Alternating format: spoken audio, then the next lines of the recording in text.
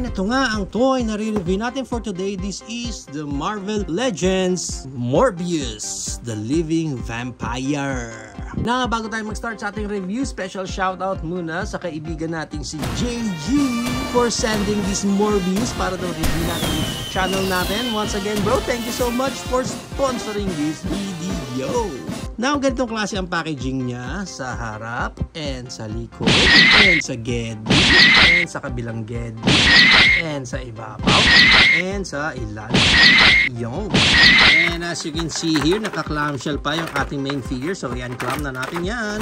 Pag na-unclam natin siya, may makukuha lang kayo dito accessories niya na isang right hand and right arm, dahil itong mismong series na to is merong build a figure na si Venompool. So gagawa tayo ng separate video natin pag bubuuhin na natin.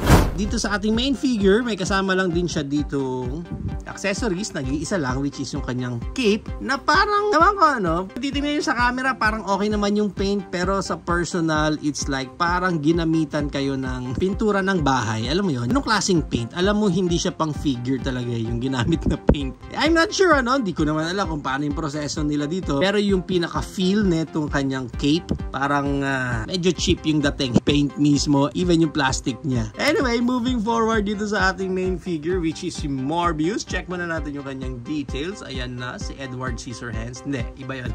Andyan si Morbius, puting-puti ang kanyang muka. Okay naman ha? Okay ha? Kahit pa paano, okay yung execution ng mga paint up niya. Okay, even sa ngipin yun. Kahit pa paano, maayos naman siya. Even yung mata, may black pa na outline yung pinakamatay, which is okay. Okay naman. Yung buhok niya, okay din naman dito. Okay, yan sa likod. Okay, sa harap. Pag ganyan, ano, para talaga siya si Edward Scissorhands. Yung sa mga kamay niya, okay din naman. Alam mo lang, ano eh, alam mo lang, base color niya is dark color. Halata mo sa pagka-white niya. Pinatong na lang yung white. Okay, para sa kanyang accessories, madali lang naman yan. Kakabit mo lang yan dyan sa pinaka-likod niya. So, yan ang pinaka-itsura dyan ni Morbius. Para sa kanyang articulation, ball jointed naman yung ulo niyan. So, naro-rotate siya ng ganyan. And may look up siya. Ganyan. And may look down. Ng ganyan. And yung kanyang creed moment with arms wide open. Yun, no? Ang taas pa, ang taas pa. Okay, ah. Para din pala siyang The Crow. And then, rotate din yung arms niya dyan. Meron siyang bicep rotation dyan. Yung elbow niya, double jointed na parang lubog pa yata yung isang pindo. Pero maganda naman and maayos naman yung pagkaka-elbow bend niya. Pagdating dito sa kamay niya, may rotation din siya dyan. Sa waist niya, meron siyang ab crunch dito. So, pwede siya exercise dyan. Vampire siya.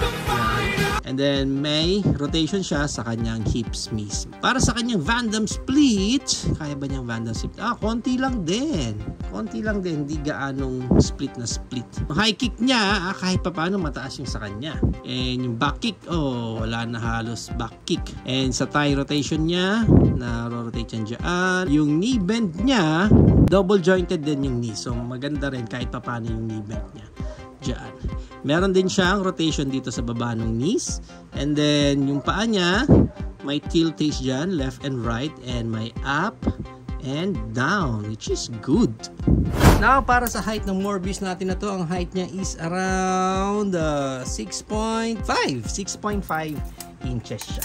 Kaya maganda niya, i-compare pa natin siya sa iba pa nating toy. And ang maganda niya, i-compare pa natin siya sa iba pa nating toys tulad ng same line niya na si Ghost Spider and same line na Miles Morales. And pasok na rin natin ang ating Toy Biz na si Beta Ray Bill, ating knockoff version na si Gladiator Hulk, MCF Doomsday, MCF Clayface, and ang ating AMK Pro Series na si Optimus Prime. So yan ang ating high comparison. If you are planning to buy this toy, ang price range niya is around 500 pesos up to 600 pesos. Depende na lang again kung saan market kayo makakuha ng specific copy nyo nito. There you have it now guys. Ito na ang ating Marvel Legends Morbius.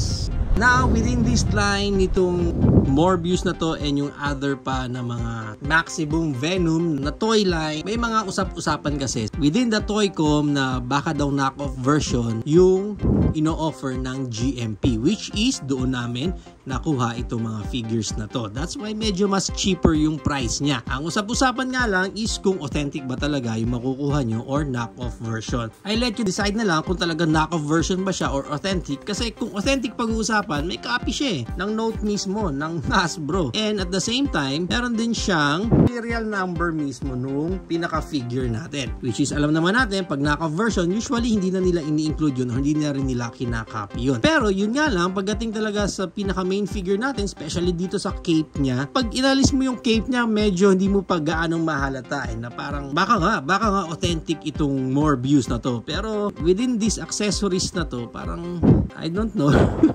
Dito parang masyadong iba yung quality ng cape compared doon sa pinaka main figure natin. So kung kayo bibili nito, let me know na lang. Or kung kayo meron na rin ito, let me know na lang din sa comment section kung ano yung sa tingin ninyo, kung authentic ba talaga siya or knock-off version lang siya. Pero for me overall, yung articulation niya and yung pinaka mismong face niya, maayos naman for me. Okay naman yung pagkaka-execute dun sa face niya. Ayun nga lang, we all know naman na karamihan sa atin, ang habol lang talaga dito is yung build a figure dito ng Venom Pool, which is dito kay Morbius, itong right arm naman niya ang included.